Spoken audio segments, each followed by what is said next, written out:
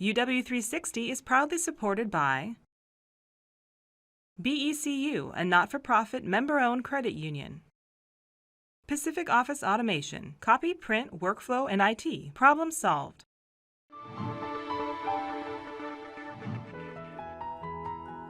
You know, we had this whirlwind romance in the beginning, right?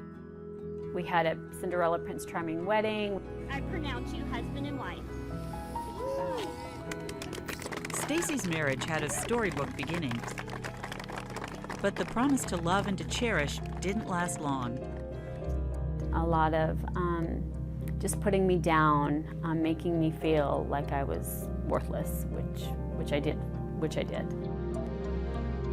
It gradually got worse and worse over the years.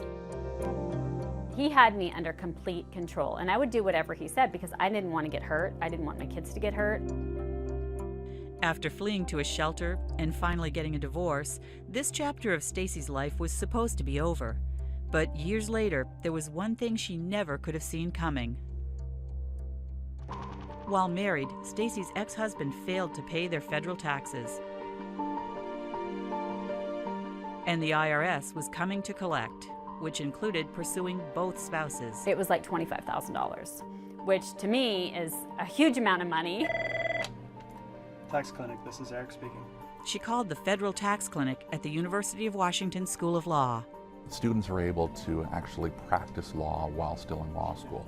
So it's sort of like residency for doctors or your internship, where these are real clients, they're real issues. The clinic represents 500 to 600 clients a year in all types of tax cases. In the first 6 months of this year, we saved taxpayers over $1.2 million. Adria Vondra is a practicing tax lawyer who started at the UW School of Law Clinic. As a student, she took the original call from Stacy. She told me her whole story just in the first call. She was very open and honest and really forthcoming in everything that had happened to her. Like Stacy, 90% of clients seeking innocent spouse relief are women, often single mothers with fairly low incomes. She associated the IRS with her ex-husband and all that she'd been through. Working hand in hand with the Federal Tax Clinic, it was Stacy versus the IRS, a battle that would drag on for years. For the most part, the IRS really tries to get the answer right, and they try to only hold those that are truly responsible.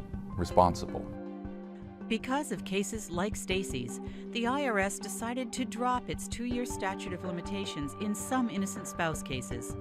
And the IRS, by its own doing, has relaxed the rules and made it much easier for people, women, to get innocent spouse relief. After years of court hearings and appeals, the IRS made a final ruling on Stacy's case. So I texted her and I said, "This is Adria, call me right away."